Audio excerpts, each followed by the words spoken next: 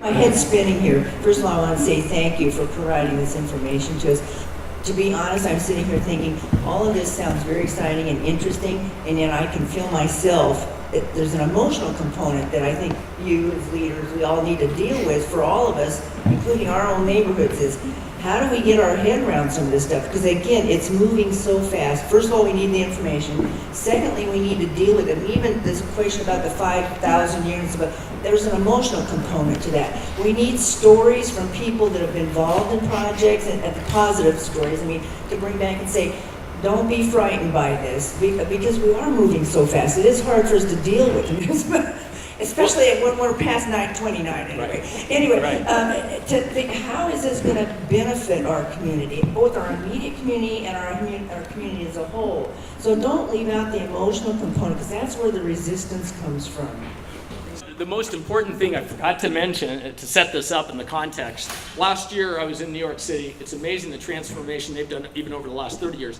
But more importantly, they are still implementing plans from 100 years ago, subways from 100 years ago. So in the write-up for this, I mentioned this isn't a 5-year plan or even a 25-year plan. This is a 100-year plan, right? And so I think to some extent that addresses because you're right, that just is a huge deal, right? But the reality is it would take decades and decades to do, but you have to paint that vision and have kind of where you're going to get there.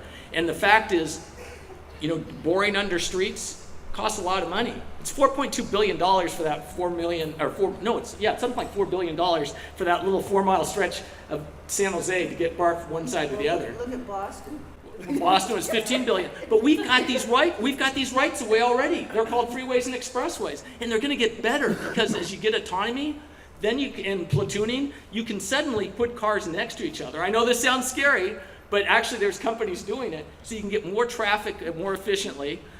Because you take the human out of it. You take the human element out of it. And if you basically create protected lanes for those, it changes everything.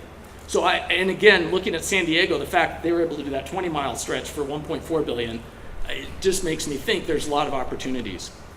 But I appreciate your point. So this idea and this presentation has come from a neighborhood leader just like yourselves.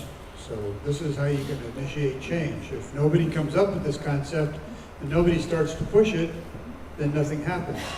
Councilmember Jones is following in a long list of council members who have been aggressive in putting forward progressive ideas, including my wife Linda and Pete Constant, who followed her, and now Chappie Jones. So, and I do have to give credit. I mean, the best thing that Chappie did was hire the staff of Pete, and the staff and Chappie are wonderful. They give us so much support, so it's very important. So let's give Ken a big round of applause.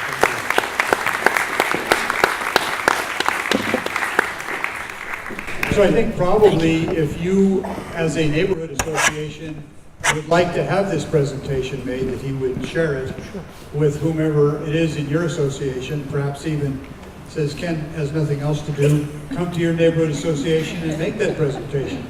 Because it is a great idea, and it is the future, and it is something that we have to look for. How long did it take to get that tunnel under the English Channel? 1,000 years, I think. I remember when I brought that idea up.